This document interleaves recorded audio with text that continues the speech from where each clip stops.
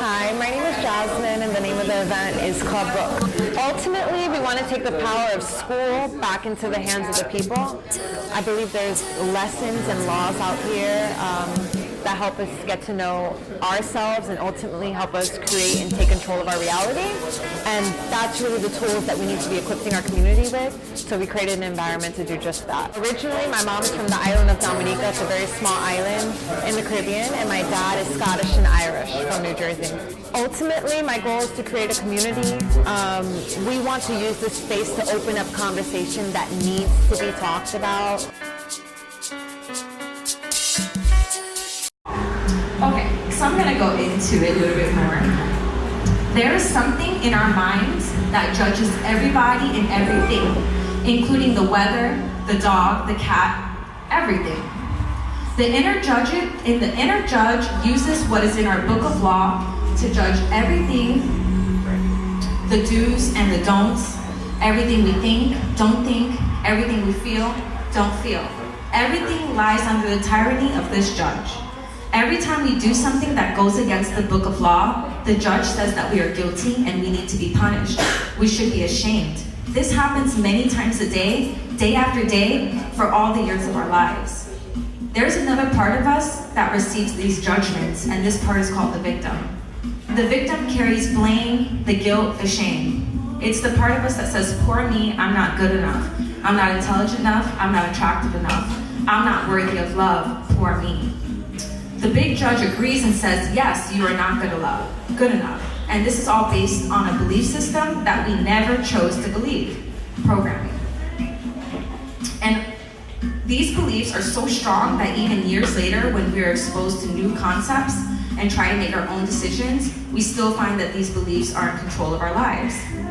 Which kind of ties me back to that conversation where we were talking about like growing up, we kind of like have this image of like white people or, you know, like privilege and things like that. And even though that we have this understanding that we're all one and we have love for everybody, there's still this part of our subconscious, which is programming, that sometimes when we might look at someone who is Caucasian as a separate and not a whole with us, you know? Even though we see ourselves have that thought and we're like, well, why am I thinking that? I know better than this, right? So there's, I mean, the mind is so complex. These beliefs are so strong that even years later, when we are exposed to new concepts and try to make our own decisions, we still find that these beliefs still control our lives. Whatever goes against the book of law will make you feel a funny sensation in your solar plexus, and it's called fear. Breaking the rules in the book of law opens up your emotional wounds, and your reaction is to create an emotional poison. Because everything that is in the book of law has to be true, anything that challenges what you believe is going to make you feel unsafe. Even if the book of law is wrong, it makes you feel safe. That is why we need a great deal of courage to challenge our own beliefs. Because even if we know we did not choose all of the beliefs, it is true that we agreed to them. The agreement is so strong that even if we understand the concept of it to not be true, we feel blame. We feel the blame, the guilt, and the shame that occurs if we go against these rules. That kind of just made me think about religion, you know, and how in certain households they tell you certain things, and maybe you do feel another way about it, so you decide to live your own life the way you want to, but even as you're doing that, you still feel that inner condemnation, that inner guilt, and all that stuff that you carry.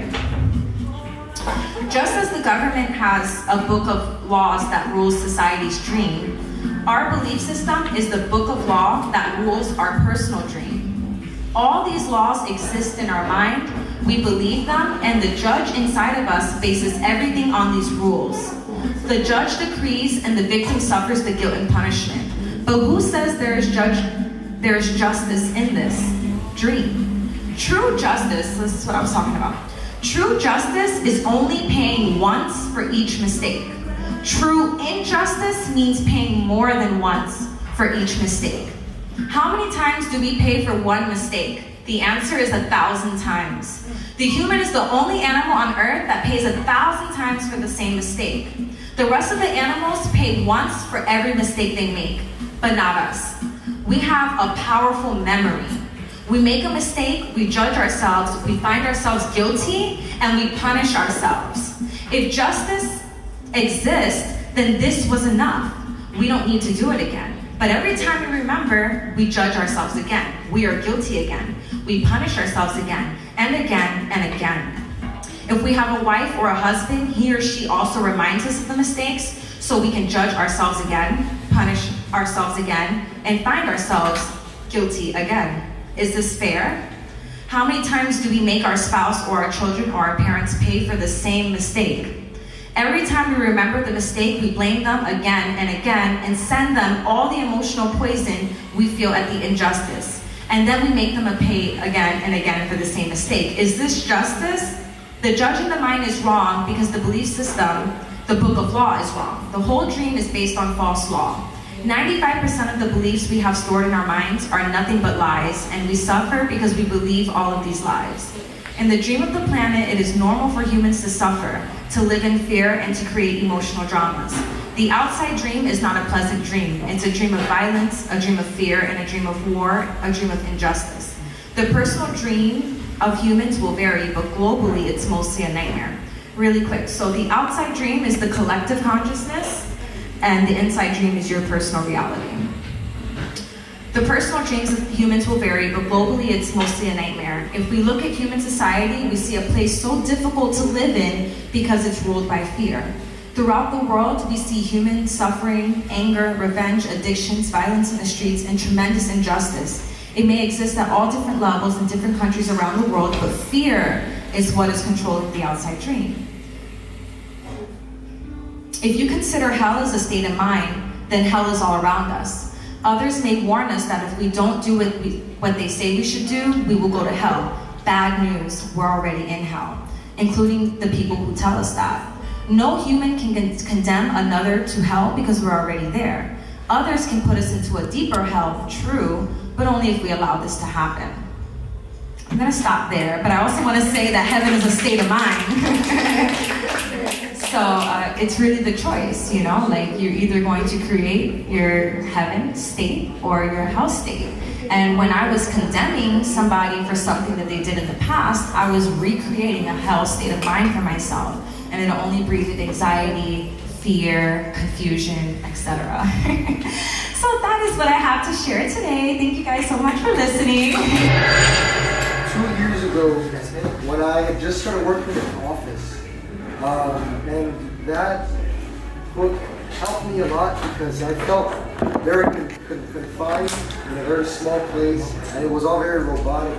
And basically the 4 Agreements is just like a way of understanding how to go about your life. And we were talking about this one quote in the book that it says, it's better to be late and prepared than on time and not ready. And that to me like affected me in a very deep way because I'm always rushing, and I feel like everyone's always rushing. And sometimes you're like in traffic and like people are like angry and hostile, and they're very quick to want to forget about the person next to them and just go about their day. But that particular quote from that particular book helped me kind of like, all right, there's other people around me. I need to get ready. And like, if I'm already late, then there's no point in rushing. Yeah, and speeding that extra 5 miles over and 10 miles over has been proven to only make a 5-minute difference. So if you're already 30, like this morning, I was like an hour and a half late to work. I mean, okay, but hold on, I'm the boss, so like it's different. But I was taking care of business, and I was literally on my way there, and I had to make like, I was on the turnpike, and then there was traffic, so I had to get to like I-95 North, and then on 595 West. The entire time I was just like, fuck. Like I did not stop saying fuck like the entire time. I was cutting people off, and I shit you not, at one point, like this guy was like being an asshole, and I turned and I was like, and then I saw my face in his like mirror, and I was just like, I look so mad. I look so evil. And I was like, I like relaxed, and I got there, and I was like still in a mood, so I walked in and I was like, oh, it's fine that I was late. It was just and I got mad that I was mad in the first place. And I was like, this is so counterintuitive. I just like had a moment of like realization where I looked at myself angry and I was just like, what am I doing? Like, why am I angry at a car and the way someone drives? It's not my fault they drive like a shit show. It's just how they drive. Like. So yeah, that really impacted me. I don't really, honestly, I don't really remember that many details from it because at that particular stage in my life, I was reading like 4 books a week. So like I was just like intaking, and then I was processing it at that particular moment.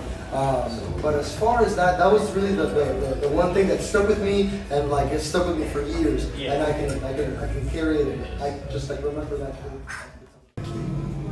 Natural processes that occurred in nature, like the river, there has to be a spirit for that thing. You know, you don't know how it, you don't know, you can't explain the phenomenon in the river. The ocean has to have a spirit.